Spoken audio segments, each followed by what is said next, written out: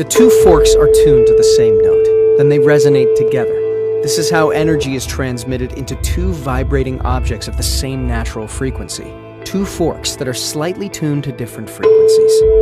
Despite they are 2 Hertz differences, and they're not conducting or resonating with each other. Nikola Tesla once said, "If you want to find the secrets of the universe, think in terms of energy, frequency, and vibration." In this video, we will talk about what is the power of vibration, its use in ancient civilizations and the modern world, and how it can impact human health, behavior, and the entire universe. The secrets of the universe are based on energy, frequency, and vibration. The somatic patterns we can form using the same vibrations must mimic a universal process and continuously unfold throughout the universe.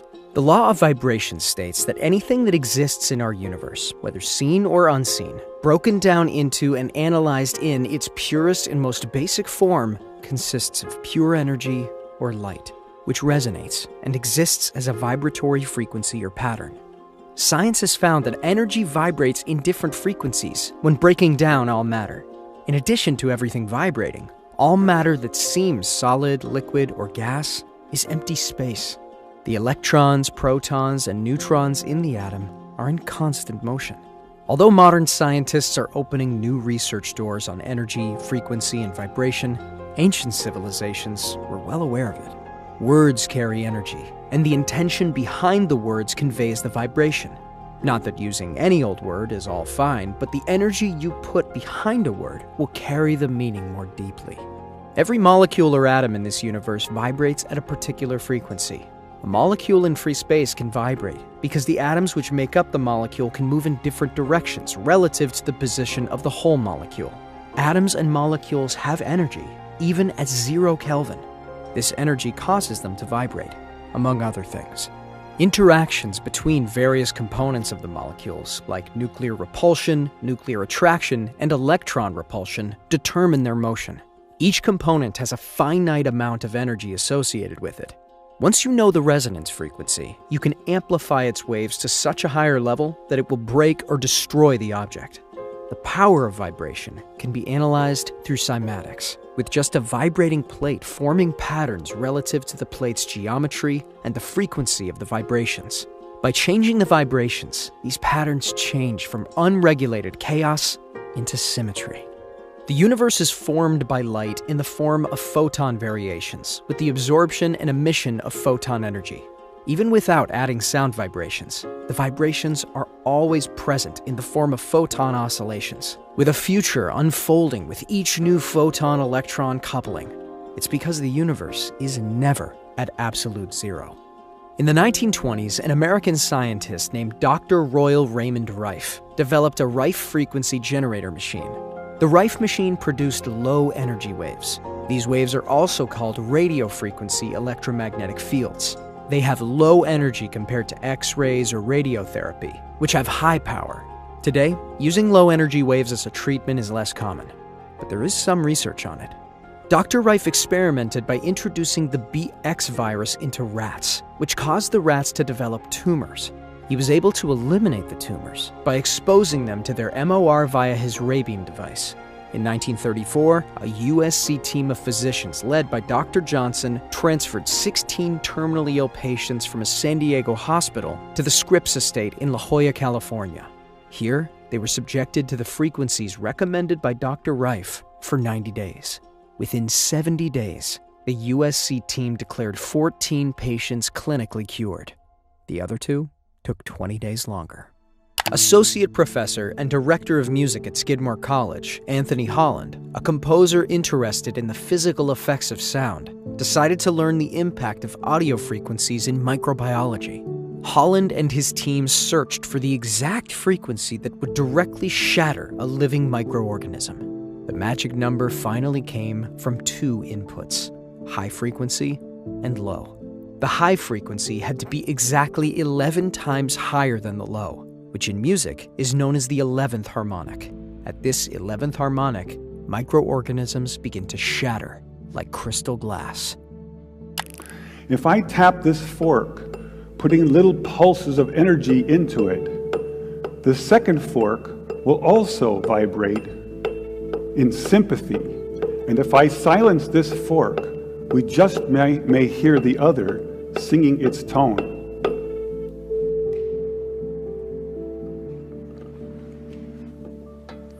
We say that I'm inducing a sympathetic resonant vibration in the second fork. It only works because both forks are tuned to the exact same frequency. After practicing until they got efficient at the procedure, Holland began working with a team of cancer researchers to destroy targeted cancer cells. First, they looked at pancreatic cancer cells, eventually discovering these cells were specifically vulnerable between 100,000 and 300,000 Hertz. This results in an invitation to spend 4 months in a cancer research lab trying to shatter cancer cells. This is our setup in the lab. You can see the microscope with cancer cells on it. Here's the plasma tube, and here's my little frequency control box. So first we attack pancreatic cancer. Take a good look at this slide, because the next one will look quite different. In repeated and controlled experiments, the frequencies, known as oscillating pulsed electric field technology, killed an average of 25 to 40% of leukemia cells, going as high as 60% in some cases. Furthermore, the intervention even slowed cancer cell growth rates by up to 65%. The team also found success in attacking ovarian cancer cells. Most recently, they tested the treatment against the deadly superbug MRSA, an organism resistant to many common antibiotics. Holland explains that thousands of people die yearly from MRSA, and the drugs usually used against the pathogen are known to have toxic side effects. Incredibly, the frequency therapy eliminated antibiotic resistance, and researchers were able to introduce a small number of antibiotics to kill the bug. Shamans use a variety of instruments and rituals to heal. Aceros is a sacred song sung by the doctor to the patient in order to stimulate the patient's natural well-being and health. Ayahuasca practitioners also use this song in spiritual practices. In ancient civilizations, shamans sang a sacred song, aceros, to heal their patients. Aceros is also used in spiritual practices with ayahuasca.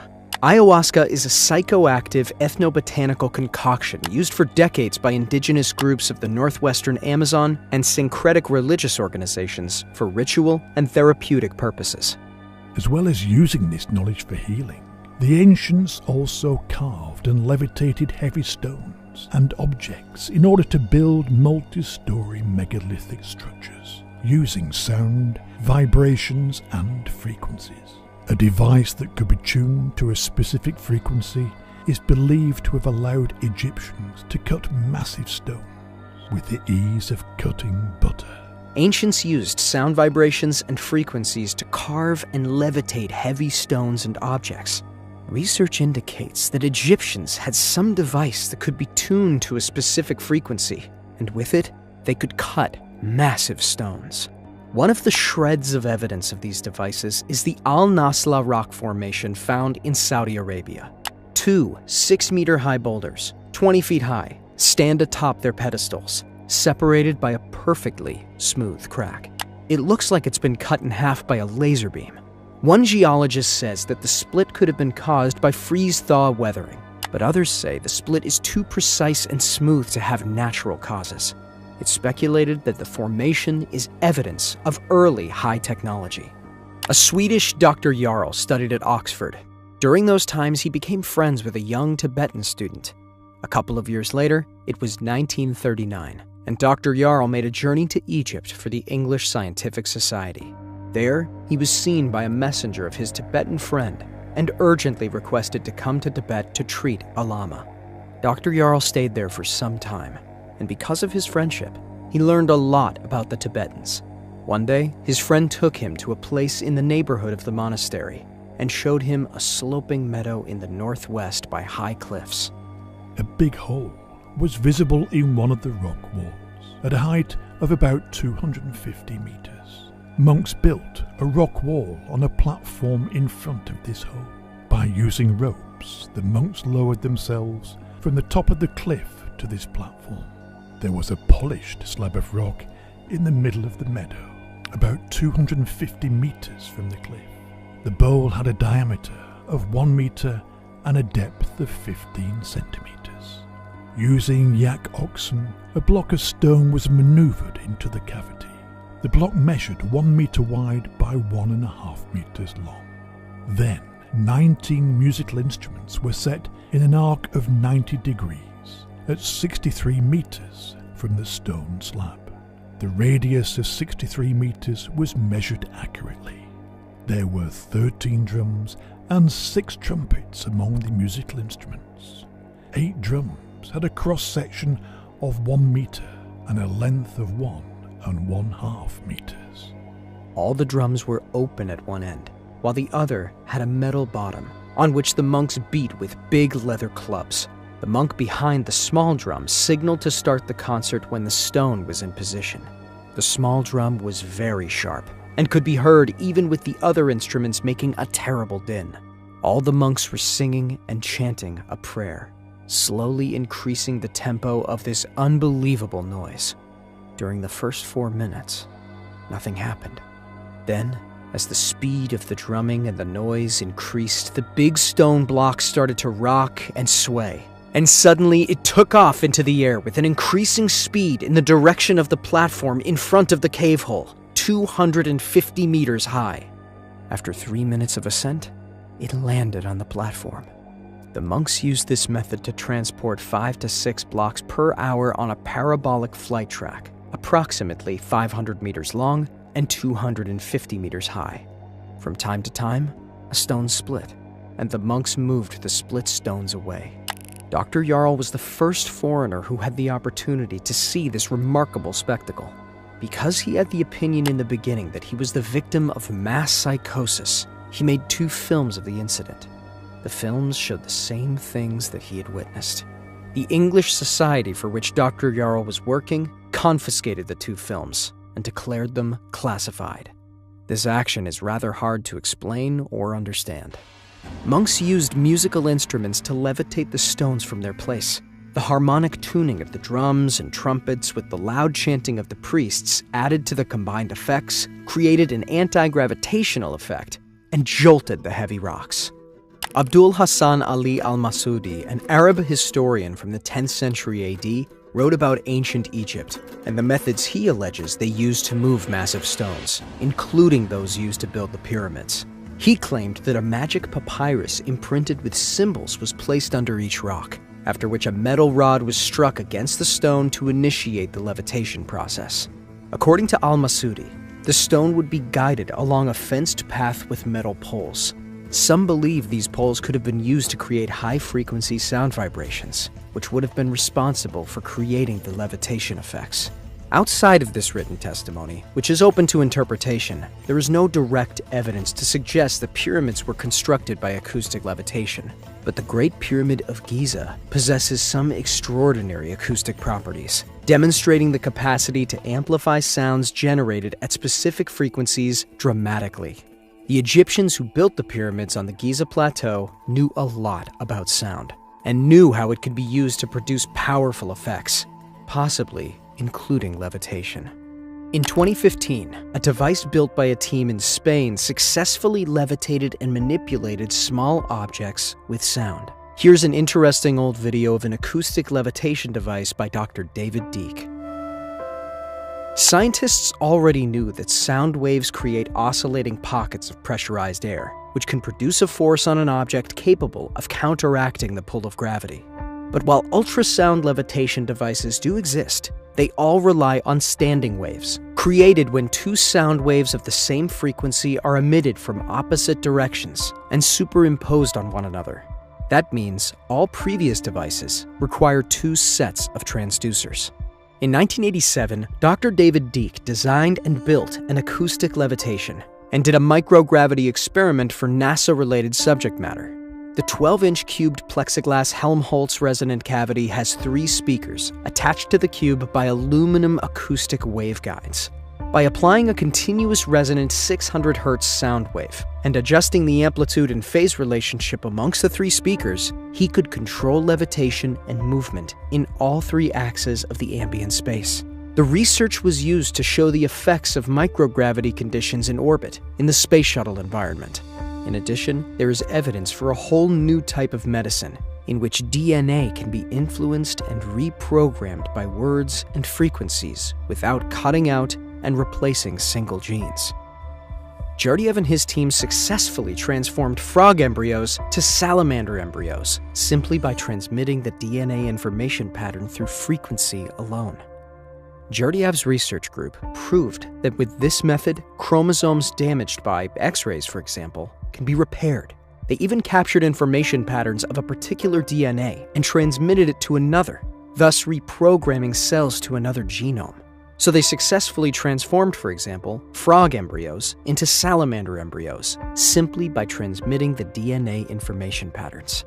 According to Russian researchers, our DNA is not only responsible for the construction of our body, but also serves as data storage and communication. The Russian linguists found that the genetic code, especially in the useless 90%, follows the same rules as all our human languages.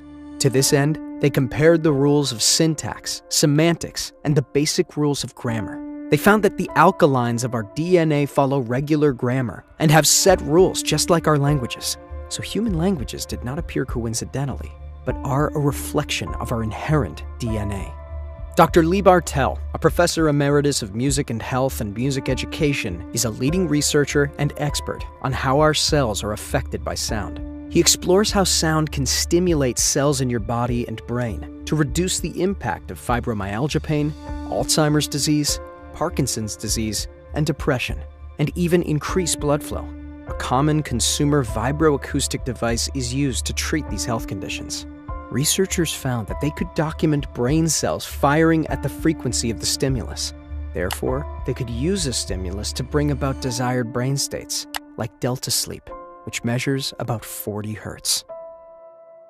Many years after I started doing this, I discovered that I could just use a single pitch, like this. 40 hertz, remember this sound. Very low, it's like low E in the piano. But with this, I found I could help people reduce their pain and even reduce Alzheimer's symptoms. Dr. Bartel and fellow researchers found that when blood vessels were exposed to certain stimulus rates, the vessels would repeat that rate, which had implications for more medical conditions. He explains how these stimulus pulses affect multiple levels of bodily functions and brain patterns, even to the point of intra-brain communication, helping one side of the brain synchronize with the other. Such neuroscience music therapy was shown to help kids who had gone through cancer treatments help renew gamma activity. Research has proven that various music therapy treats sleep disorders. He notes that typical sleep studies focus less on oxygen levels and brain cell frequency. Not only did it improve sleep, but it also alleviated pain in fibromyalgia patients. They used a pulse stimulus of 40 hertz and saw a dramatic change in sleep, pain, depression, and quality of life ratings for these patients. The implications are substantial. We can re-regulate brain circuits and cellular function rather than just brain states. When you encounter a click, like this, what's happening is that compressions of air molecules are coming to your ear, and your ear is translating that into an electric impulse and sending it to your brain something like this. So it goes up the nerve and into the neuron, except it's not just one neuron, it's probably thousands or millions of neurons that are responding right to that click. Just a bit of information here. When we have one click coming to our ear, we call it 1 hertz. It's a measure per how many per second. When it's 5 per second, we call it 5 hertz. When it's 40, we call it 40 hertz. And the brain wave is measured in the same way as hertz. So 40 per second, or 40 hertz sound, will be called gamma because it's in the category of gamma brain waves. These methods are applied to Alzheimer's patients and patients who experience depression with satisfying results. Bartel describes the methods for each and includes details about longevity and how the results are cumulative, yet need constant exposure to the pulse stimulus for the treatment to continue.